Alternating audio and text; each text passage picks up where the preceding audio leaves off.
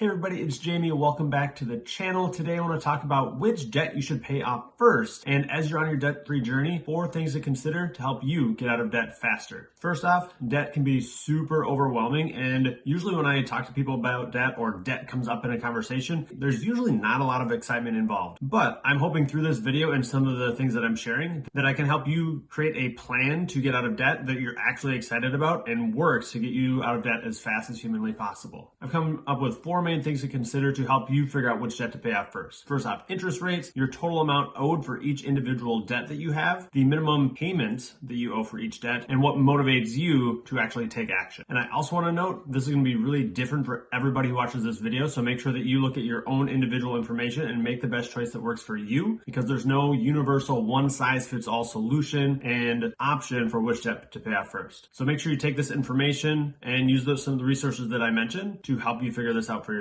So first up, we're going to talk about interest rates. Not all debt is created equal, and it's important to look at the interest rates attached to each one of your debts to know which one is really costing you the most money. A few things to consider when looking at your interest rates. Credit cards have an astronomically high interest rate compared to other types of debt that I'm going to mention here in a minute, student loans and auto loans. Credit cards range anywhere, depending on your credit score, between like 14 and close to 30% interest rate. If you're paying a 26% interest rate on your credit cards, that's costing you so much money. And usually minimum payments on credit cards are super low, so you're paying off tiny bits at a time, and the interest is just accumulating over and over and over every single month, and is going to cost you hundreds if not thousands of dollars if you don't take action to pay that off and create a plan to pay off your high interest credit cards as fast as possible. So a lot of people would, and myself included in this, would recommend paying off your high interest credit cards first because they're in the end going to cost you the most money. But if you have a lot of high interest credit card debt, please make that a priority in paying off your debt so you can get debt free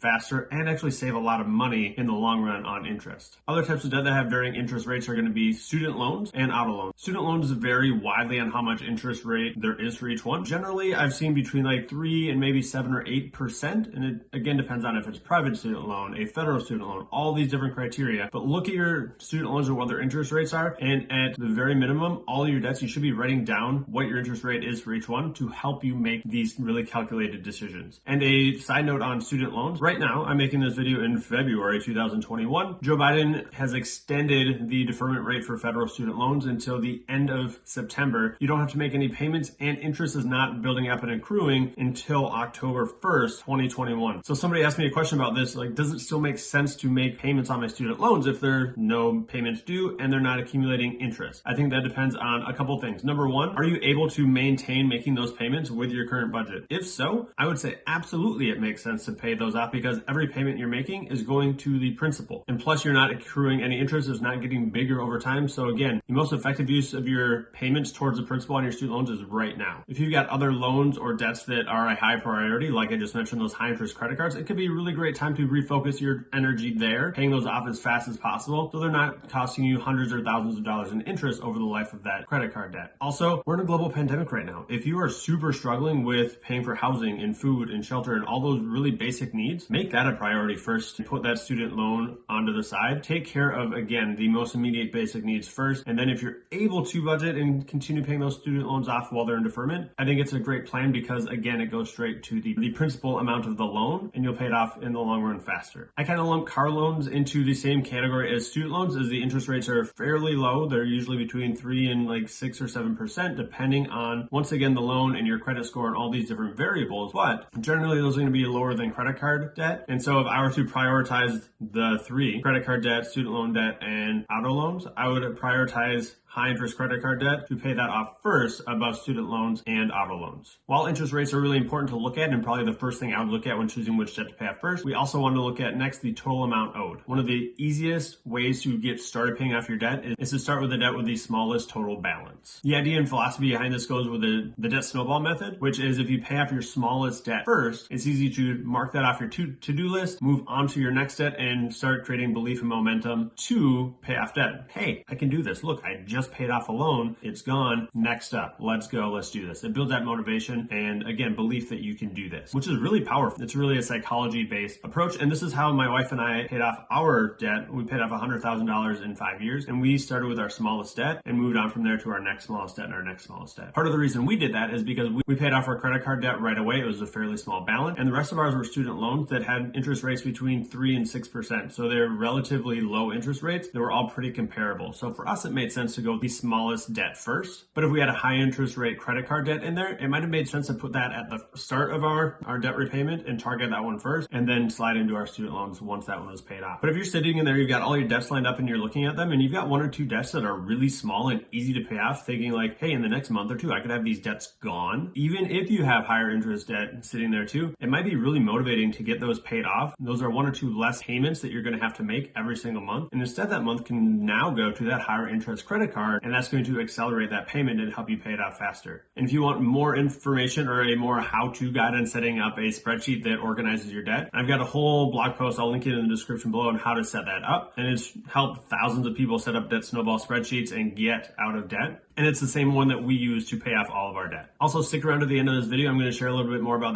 that snowball spreadsheet, where you can get it, and another tool to help you actually set up your debt snowball spreadsheet faster and easier. It's called the Debt-Free Playbook. You can either click the link down in the description to jump straight to that part of the video, or I've got a link in the description that will take you directly to the Debt-Free Playbook, so you can go check that out anytime. All right, the next thing to consider when choosing which debt to pay off first is the minimum payments for each debt. So I look at minimum payments in 2 ways. First up, you've got the minimum payment for each debt that you owe. $50 a month, $25 a month, $180 a month, whatever those minimum payments are that you absolutely need to make in order for your debt companies not to call you and harass you to make payments or build up late fees. The second way I look at minimum payments is I add up all my minimum payments together to come up with a total minimum amount I owe for debt. So for us, when adding all of our debt up, we owed $922 every single month. And I hated it. I hated it with a passion. I hated that $922, almost $1,000 of our income every month went to pay off debt instead of going towards building our emergency fund, saving for vacation, saving up to buy a house, saving enough money to start a family. That $922 was a huge obstacle, and I hated paying it every month. So I loved knowing that number because I knew what we needed, minimum amount we needed to budget for, and it allowed us to work our budget and create an effective budget around that $922 number. All right, and the next thing to consider, it's important to look at what motivates you to actually take action. Is it math that motivates you or progress? And this really comes down to a really classic debate in the personal finance community about paying off debt, which is the debt snowball versus the debt avalanche. The debt snowball is the method that we use, and is looking at paying off the smallest debt first and going in order from smallest to largest debt. It helps you get a couple quick wins, build motivation, build belief in the system that you've set up, and is motivating for you to keep going. So that's more based off progress. Or if you are in the, I really like math and it makes sense to pay off the highest interest rate first because I'm going to save money, that's in the debt avalanche category. We're going to pay off the highest interest rate loan first and go in descending order of interest rate. So I think it comes down to what motivates you. Are you going to be really motivated by making progress and checking debt off your to-do list and being able to roll those loans into the next smallest loan? Or is it going to be really motivating knowing that every single month paying off the highest interest debt first is going to save you hundreds or thousands of dollars over the course of your debt repayment journey? I think it's important to know that about yourself and what motivates you to take action. And honestly, everybody's situation is going to be different on which one is going to work best for you. If you're still unsure about which method to use, the debt snowball or debt avalanche, or somewhere in between with a different order of debts, I highly suggest checking out my debt-free playbook. I have a video series in there that does a few things. It helps you set up your debt repayment spreadsheet in about 20 minutes. It has a video that shows you the power of once you pay off a debt, what do you do with that minimum payment? You roll it into and add it to your next minimum payment, and it shows you how much faster you can pay off your debt when you do that. And that's whether you do a debt snowball or debt avalanche, it's going to accelerate the process by years. And in the video series that is with the debt-free playbook, it actually shows that you get a visual of the years coming off your debt repayment, which is stinking amazing. And then lastly, there's a video in there